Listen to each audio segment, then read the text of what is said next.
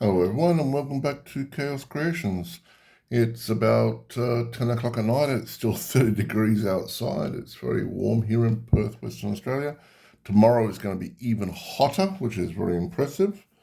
And then the day after that, even hotter again. We're having a heat wave at the moment, so it's going to get up to around 40 degrees. And then a lot of days of 38s and 35s. That's Australian weather. In American, I think that's about 104 or something. I'm not exactly certain, but it is what it is. Now, you'll see the fact that I'm on a different angle tonight. It's because I've got a new setup. It's an IKEA thing that has like a little light, and this part is mobile, so I can move it wherever I need to around the table and just pop it back down and hopefully get the exact angle I had it at because it was very pretty. So I'm just going to do a few more painting of bases, but before I do that, I want to tell you what I've been 3D printing over the last day. So this is a free file. I think it was from Thingiverse. No, it was from my mini factory. It was a free file. It's just like a little dragon skull. No supports needed. Took about an hour to do on the 3D printer. And it's very sort of like bone-like, which is perfect for the terrain. I did some piles of skulls, which look quite nice. These were not free. These were, I think it's like $8 or $9. It's just a nice pile of bones. This is at 200%, no, 150% larger, because, it's just nice big skulls. And these ones here and these ones here, these were at normal size. No, sorry, that was 120%, and that was normal size. So, it's just some nice little skull mounds that I can put on the table as terrain, and it's nice and simple. It's just like flop, flop, flop, and away we go. And they'll be very easy to paint up. It's just a simple black with a white, and then, a bit of like cream or a bit of Kinsler flesh, and then some skeleton horde, and away you go. It's all done. Might actually do that as a live video or something and just show how easy it is. The other thing that I did was finish this. You saw in a previous video. So it's like a monolith, I guess, of Egyptian mythology terrain. It's got the Scorpion King style there, and it's got another person up here. What I am going to do is I'm going to paint this completely white, and then I'm going to very carefully dry brush this in gold. And maybe this in gold as well. I don't know. I was going to do it in black and then gold, but I'm going to do the other big temple part in black and gold. So I thought a bit of contrast might be nice, something different. Anyway, as for the sides here and these bits here, I'll fill them in more than likely tomorrow during the day when it's nice and unbearably hot. Look at that. I got a bit of cat hair. I have two pussycats, and they like to get into pretty much everything. Now, during the day today, while it was blistering hot, I did something a little unusual. Before I forget, the table here, now it does wobble a little bit when I bang the table, but I'm getting some big rubber feet tomorrow for the stand, so it should stop all wobbling whatsoever. So it was very hot during the day, so I turned the air conditioner on, put on some nice music, and what I did was I clipped up around about 50, 60 skeletons. That's all their legs, all their heads, all the little arms, and torsos. Now what I'll do is, and of course, some weapons. So tomorrow, I can just go to town and just hog out on just building skeletons. I mean, there's nothing more annoying than clipping it all out, gluing it all together, carefully putting on place, and then just repeating the process. This way I can do undead legs to torsos, do them all, let them dry. All right, let's put some arms on, let it dry, put some heads on, let it dry, and then put them onto bases. So it all gets done in one day, hopefully. So I want to talk to you while I do a little bit of painting. Now, I'm using this stuff at the moment, super opaque white. It's not a bad white, I've got to admit. It's quite nice. It is a little thick, so I do put in magnets with all my paints, and I also put a little bit of water, especially in summer at the moment, because it's getting a bit warm and paint will dry out a little bit. So I would say over the summer months, every 3-4 weeks, I'll put in a little squirt of water, not a huge amount. Something like, just a quick dash of water. So, only like about that much, about a fingerprint's worth of water, and the magnets just keeps it stopping from plugging up and so forth. Now, I do have my favorite, which is over here, which is my titanium white. It's really good stuff, not cheap though.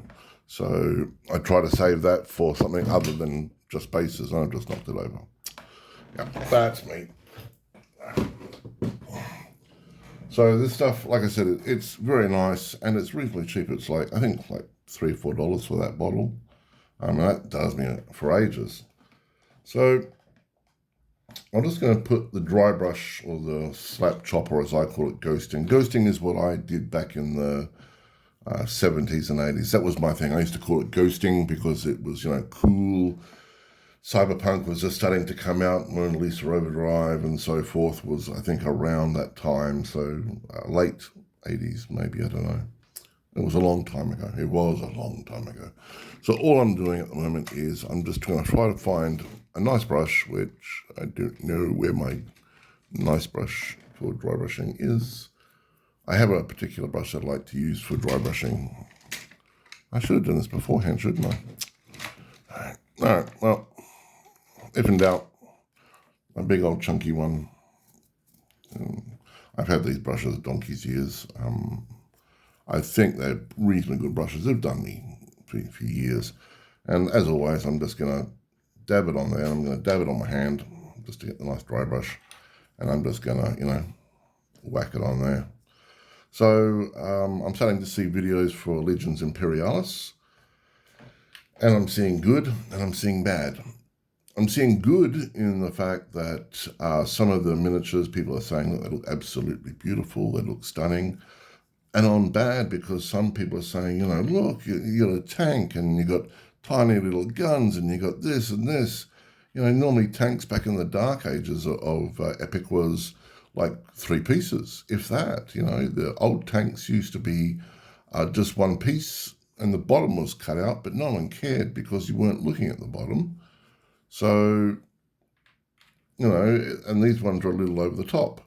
And some other people are saying, look, the miniature quality on some of them is not particularly good. It's a little off and, they're not particularly happy. I think in some respects, Australia has dodged a bullet with it not coming out so soon. A few of my friends have been talking to me locally, and they're just saying, have you seen this? And I'm like, yeah, I've seen it.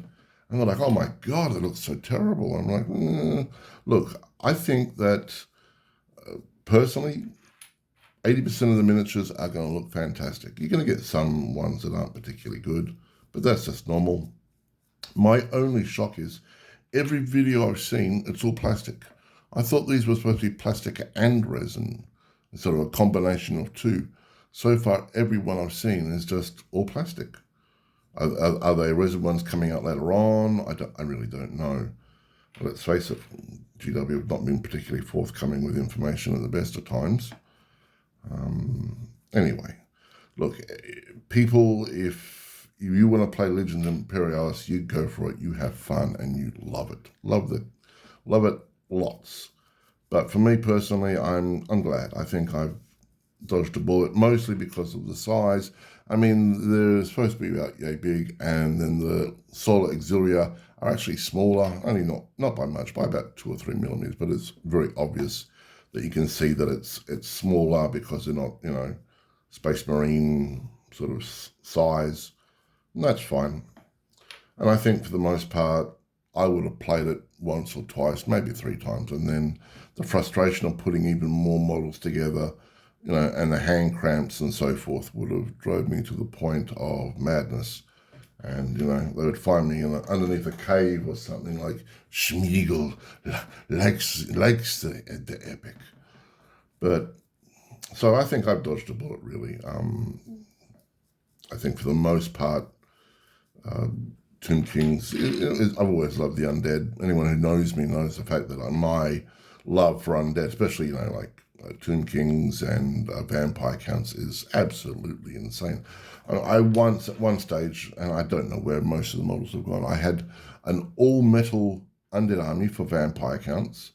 And there was enough that we played Army of Darkness, the Siege, for the Necronomicon. So I was wandering around with 25,000 points of undead, and some dude had 1,000 points of Empire and a castle, and I had to get inside. And the game lasted, I don't know, 3 weeks. It was amazing, really beautiful, and a lot of fun. Now, I would like to say this off the bat, the channel from now on will no longer be Legions Imperialis. The boat has sailed on that. I'm good. People can have fun. There's gossip flying around left, right, and center. And I've heard some really juicy stuff, but I don't care anymore. Legions Imperialis, it's just gone for me. And look, Tomb Kings, I can see that hanging around for about a year, maybe 2, and I might flip and do something else. I might do like a Skaven army, or a vampire counts army, or a chaos army or something. I don't know. There are no rules for them yet, for Skaven and vampire counts, but let's face it, if GW says, well, we're making a lot of money, they'll bring it out. They'll follow the money. They're not stupid. So I think for now, Tomb Kings is what I'll talk about, and Warhammer, the old world in general. Now, that said, I saw the rules for hand-to-hand combat this morning. Was it this morning or last night? Last night. And I had a good look at it this morning. It looks, it came out late last night, early this morning, and it looks pretty good. There's a few new things in there, and let's face it, they have to.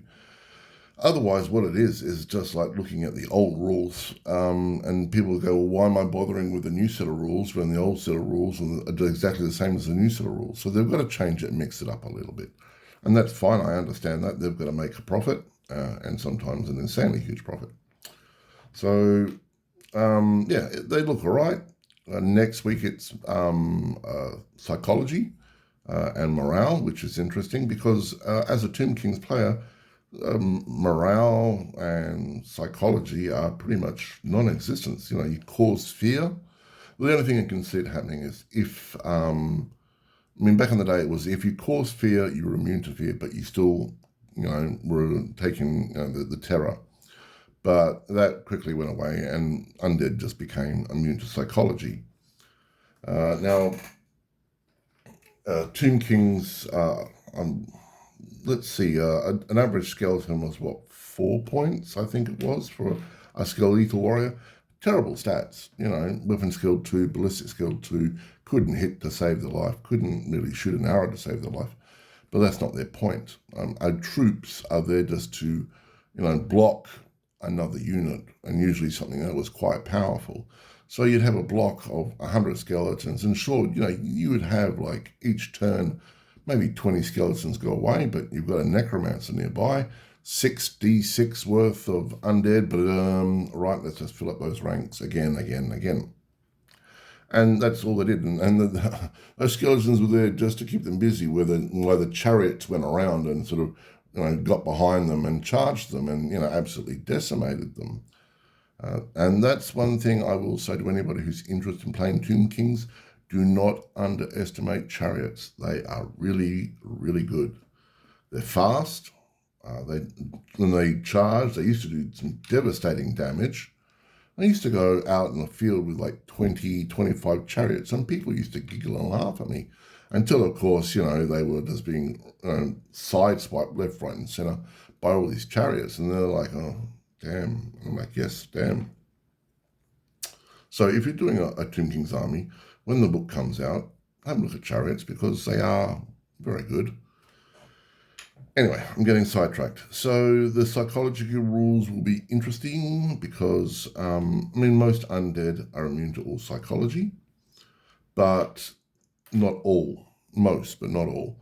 And I think we'll find the fact, and me personally, as an undead player, I always find the fact that it's always good to know all the rules, especially ones that you normally aren't affected by. Because, there might be an occasion where you are affected by them, and then, you need to know exactly what, your problems are. Sometimes it used to be the fact that if the necromancer died, then you started doing morale checks for every, group on the battlefield. And then you'd be like, oh, damn, you know, there's that leadership 5. That's not going to do me good here. So let me just wash out my brush and we'll talk a bit more. So anybody who's got any questions, please just ask if you have any questions at all. Somebody was asking me, I think this morning, about where to find the steam tank files. So I told them to go to my mini factory and just look up steam tanks, and hopefully they found them pretty easy. So I'm happy to open up any questions that I can help you out with, links to where I get the files from and so forth, and just general painting bits and pieces, bits and bobs.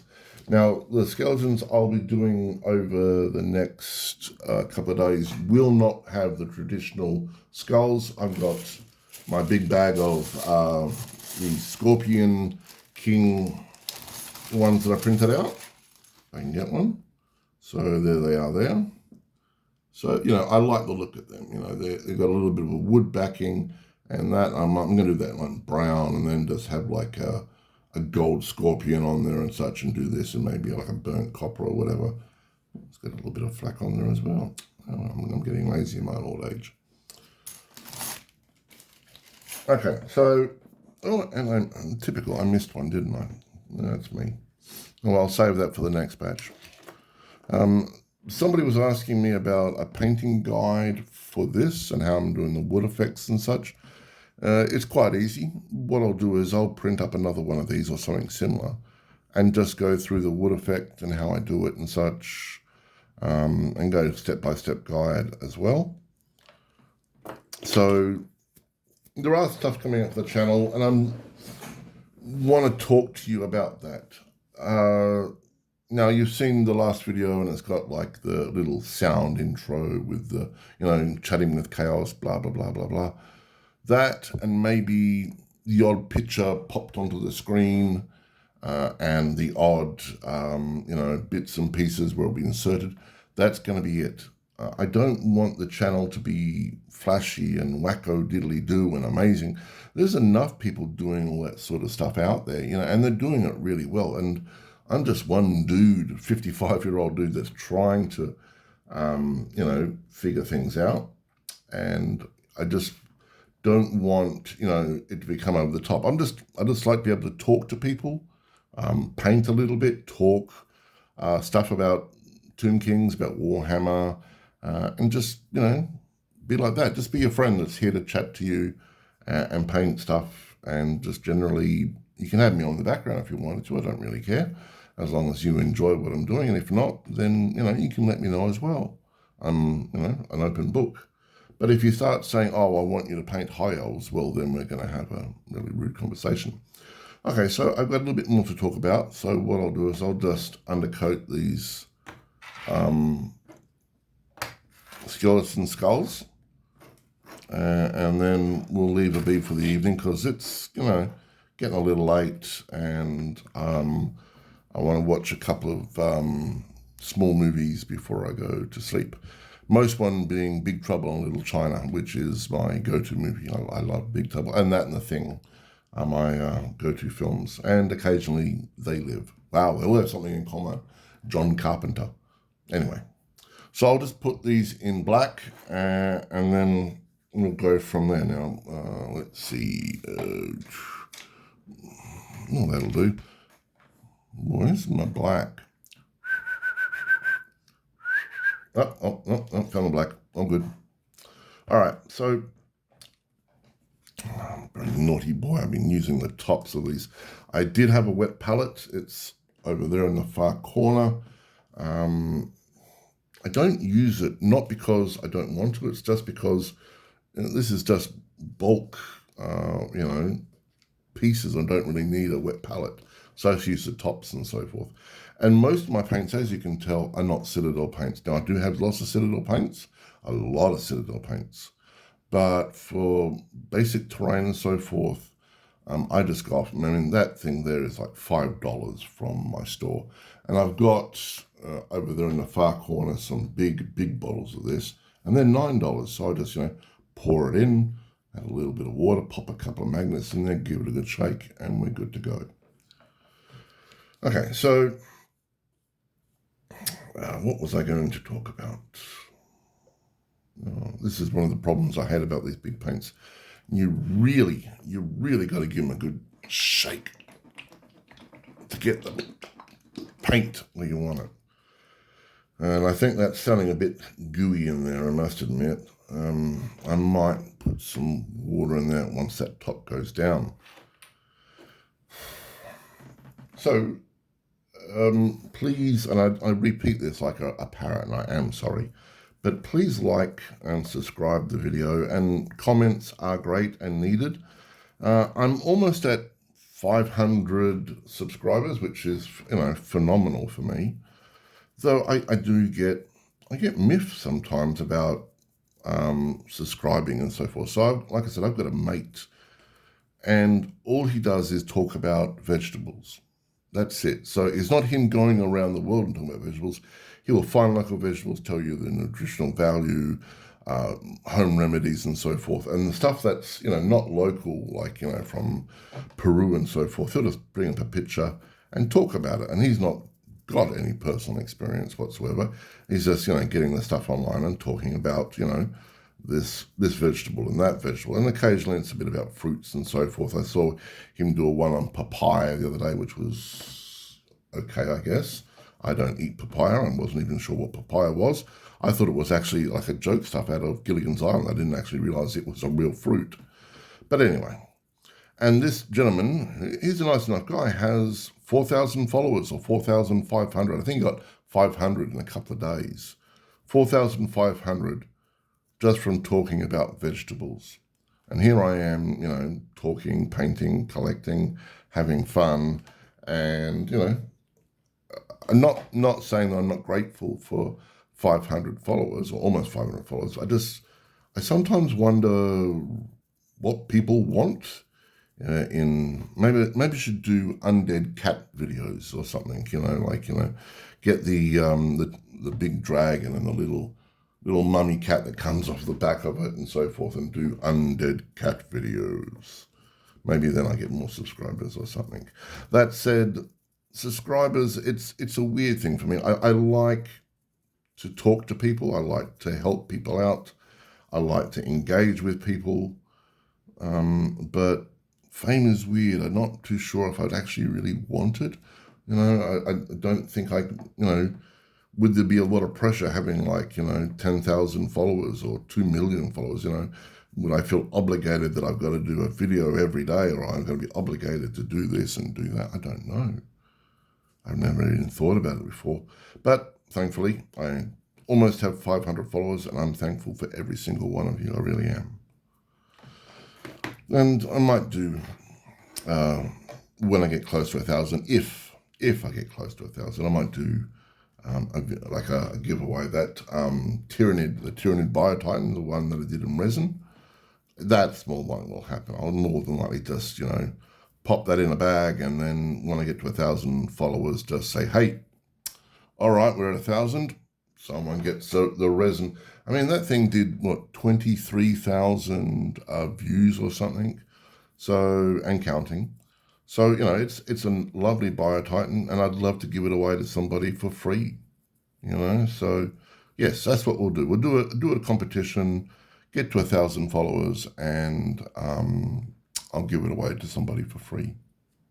Does that sound okay to everyone? I don't want to sound like I'm being mean or something. I just want to, help people out. And 1,000. I think it's 1,000 followers. You start getting monetized, I think it is, or something, and they give you pittance or something. I don't know, $20 or whatever it is. I really don't know. It's interesting. I mean, I see people going on about they're getting people coming up and saying they want to give you sponsors. Oh, that sounds like a dream to me. Someone's actually giving me stuff so I can talk about it in their channel. That's just bizarre. I would feel guilty in some respects because, somebody wants me to advertise their T-shirts or their, web page or some nonsense. It just sounds really dodgy. But I guess I'm a bit I'm wired a bit different to most people. I don't want to take advantage of anybody. I don't want to be mean or nasty to anybody. I just want everyone to enjoy what I'm doing. And if I make money on the way, that's super. But if I don't, well, that's cool as well. So yes, all right. So I'll make it official. 1,000 followers. The Bio Titan that got 23,000 views. I will then pop that in the bag, find somebody at random, where I don't care where you are in the world, and I will send it to you. Oh, well, that was a lot more easier than I thought. Now, there was something else I was going to talk to you about, but I've got so caught up with the Bio Titan and painting these skeletons, or not skeletons, these skulls, that I've completely forgotten what it was. So the next couple of videos I will do will be me just gluing skeletons together and me talking about stuff that I've heard and so forth. Most of my rumors usually come on a Wednesday and Thursday night from the channels that I'm in. And I try to confirm as many of them as humanly possible, if that is even possible, with other groups and such, before I even talk about them. And half of them have turned out to be fake, and some of them have turned out to be blessed and true. So now I'll just focus on the old world and Tomb Kings and other armies for the old world, and leave it at that. I did hear something. I mean, the Tau rumor has been going around for ages now, and people are just saying, mate, you're going to absolutely be blown away with what Tau have. Now, that said, I was thinking, well, Tau's not until late next year, but no. The way they're bringing out codexes for 40k, it won't be very long at all, really. And this is, I find interesting, they're really churning out the codexes at an alarming rate, much quicker than last time. So 9th edition, they were painfully slow. So this year we've already got Tyranids and we've already got Space Marines. And now they're talking Adeptus Titanicus and they're talking Necrons. And what I find interesting is that the Necrons, they got, a couple of new models. They look absolutely amazing. And what did Adeptus Titanicus get? A guy on stilts. It's Inspector Gadget. It is Inspector Gadget, in the 40k world. And they could have done so much more. I mean, so, all right, so my lore with 40k is not the best. But you have, the penitent people that get lobotomized and they have these auto-flagellant whips put on them and so forth, whatever it is. And they get, shown images and such, and then get chucked into the combat and, flay away like crazy. So why not do a different version of that? Let's say there's an old game called Rifts. Now, GW have had no problems in the past ripping off other games. So let's say Rifts. And there's a thing in there called juices. And what juices are people that are juiced up on steroids and stims and so forth. They don't live very long because their body can only take so much. So what if we had for Adeptus Mechanicus some of these juices? We just call them, let's say, Combat Wombats. And there are two different versions. The Combat Wombat number 1 is all close combat. So you give him, he gets pumped up with all these drugs. So he's incredibly fast. So he can move across the battlefield, at movement 8. Boom, moves across the battlefield. And he ignores all terrain. Has a weapon skill of, let's say, 5, toughness 4, 1 wound, high initiative 7 or 8, and a really crap leadership because he's whacked out of his gourd on drugs. So, and then you have another version which is something that's really dependent upon the drugs and so forth. So they're in big tubes next to them and they have to lug them around and so forth. And then it makes them very slow, so they're going to move into 1 or 2. But they have a huge ballistic skill and then big wafts of smoke, which gives them visions, so they can see behind cover where a person's head might be and so forth. Bang, and they can fire away and get +1 to, or +2 to, firing in hard cover and such. And these things are, very, very slow.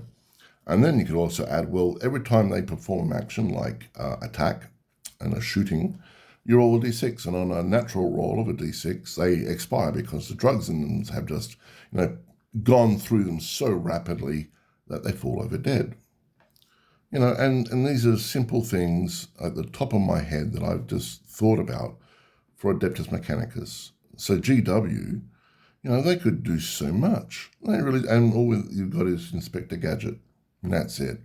Some stunty legs, and that thing is gonna, if it doesn't get shot off the battlefield because you can see it so well, people are gonna have a good old giggle about it. I think. I looked at it and was like, oh geez, that's just wrong on so many levels.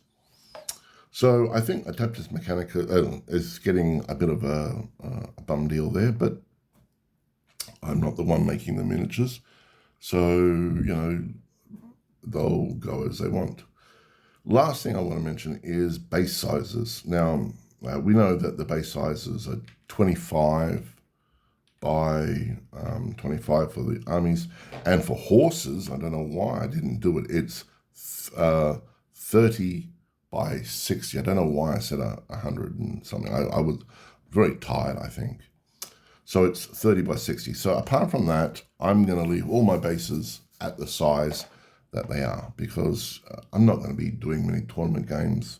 It'll just be friendly games for the most part, and that's what I'll do. I mean, the Abshanti are on 40 by 40 bases, and rank and file is 25 by 25, and I think commands will be 25 by 25 as well. Otherwise, the base, the movement tray is just going to get too big and too wonky and just have too much room to shuffle. It's nice and neat at 25 by 25 for everyone. Okay, so I'm going to go off and have a nice drink of water, quick shower before bed. Not that really worries you. Any questions, just ask, and we will go from there. Hopefully tomorrow I can get the skeletons all glued together and pop them on their bases. Everyone have a great day. This is Chaos signing off. Bye-bye.